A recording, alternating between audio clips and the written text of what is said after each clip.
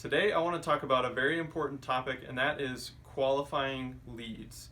So I've recently had several conversations with some remodeling companies about when to convert a lead into a sales qualified lead. So somebody that is worthy of an appointment and spending some time with them. So starting at the top, you have raw leads, and then you typically have all those leads go through some sort of phone intake or lead qualification process where you get to learn, scope of project, where they live or where the project's going to be, try to get to budget, and some other details around those items.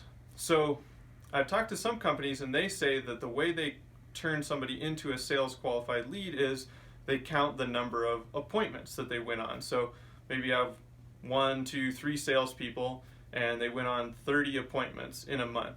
They would say they had 30 sales qualified leads. So they'd look at maybe 200 raw leads and then 30 sales qualified leads.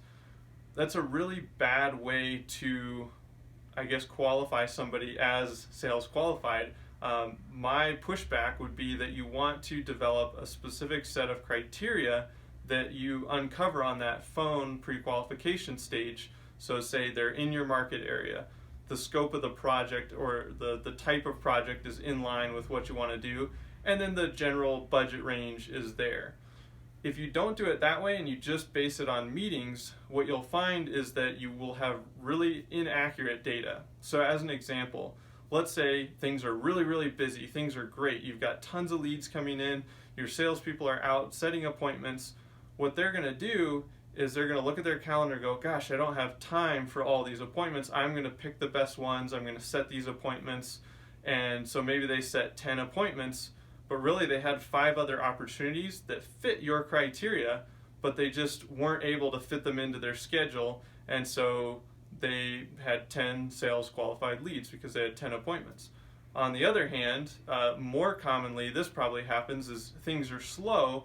So you'll go out on every appointment, even if the lead is not a good fit for your company. And so you might have 20 appointments that month and 20, sales qualified leads.